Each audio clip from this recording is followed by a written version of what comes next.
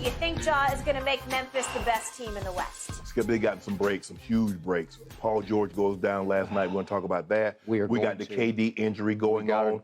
So, Skip, they've gotten some huge breaks. It seems like Denver is reeling down the stretch, and I'm not so sure they really fear Denver. This is a very, very deep team. I think Jaren Jackson, I think he should win the Defensive Player of the Year. Skip. I agree. He's been phenomenal. Yep. You get Ja back into the mix. They're a deep lineup. They can go 9-10 deep and not miss a beat. Now, Clark going out, he was the energizer guy off the bench, could give you 7-8 rebounds, 10, 12 points a night.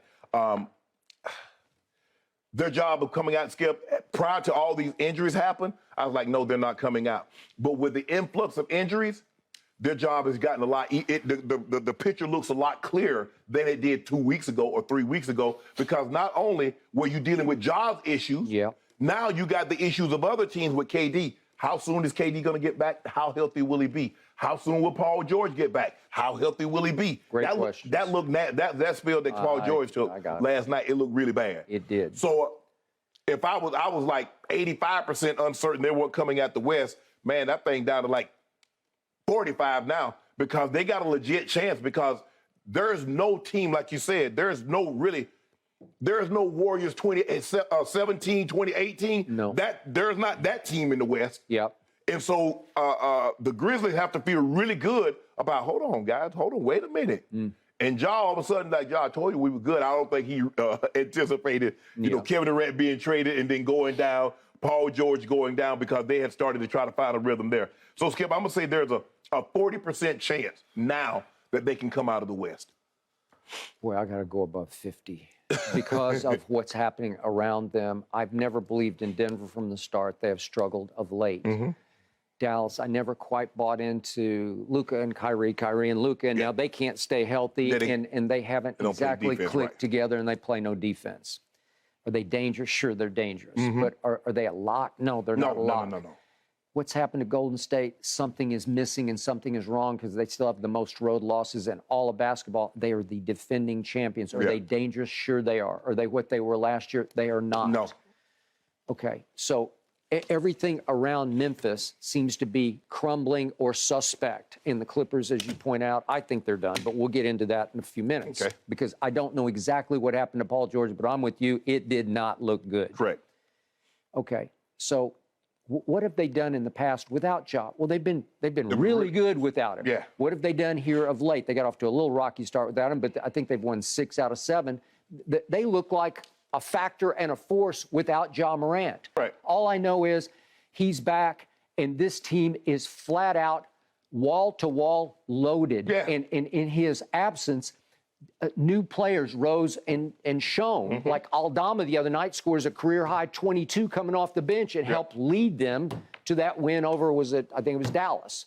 Okay? So what's not to like about Memphis right now? Do I like them as much as any team in the West? Well, there's one huge X factor, and it's the guy who's potentially the best player on the planet, and his name is Kevin Durant. Help me out. Right. He suffered the most freakish ankle injury I've ever witnessed in a pregame layup. Right. He's shooting a layup. I don't even know why he was shooting a layup, and his feet go out from under him. I don't know what happened. Right.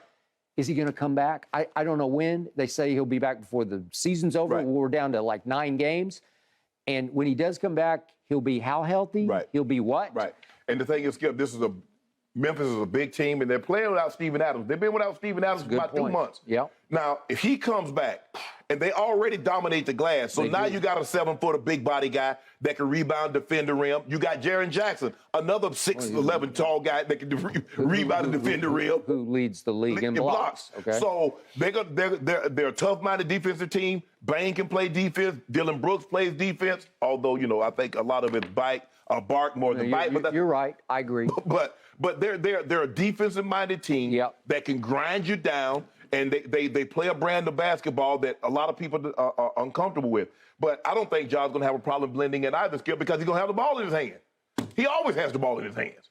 And he's great, Skip. He averages over 8 assists a game, so it's not like he's selfish with the ball. No. Okay. And the depth got better, and everybody got a little better. Right.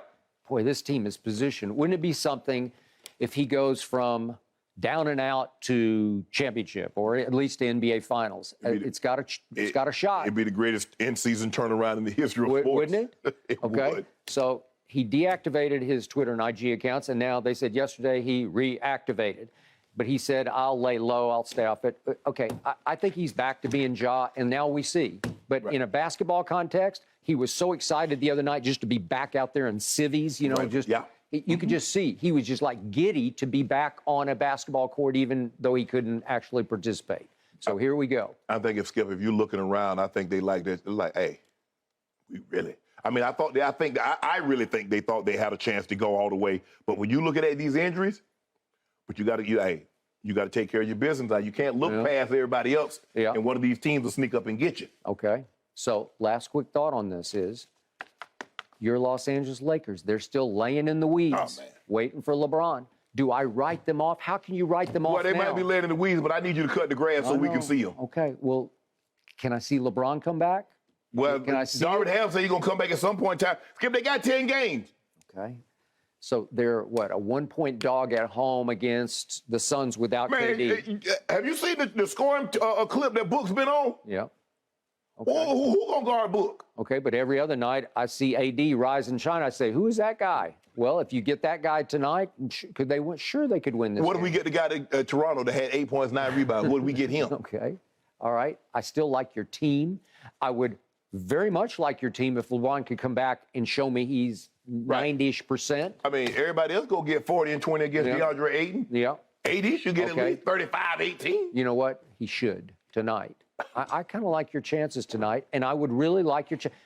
I'm not ruling your team out if LeBron can come back, but he needs to come back in a couple of games, 3 games. You need some ramp up to the post, right? Skip, we're asking Austin Reeves to have career nights in order for us to win. That is correct. And we got a top 75 player on the roster. You do.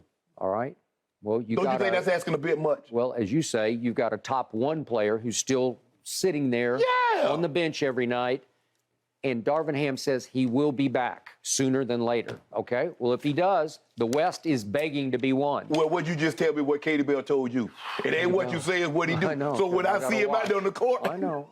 That's when I know he'll be back. Well, that is true. That is true. But you in this is the weirdest West year I've ever seen. Yeah. There's nothing like it because the injury gods are saying, not you, not you, or not you, but maybe you. Yeah. Okay. We might get something fluky. Yeah.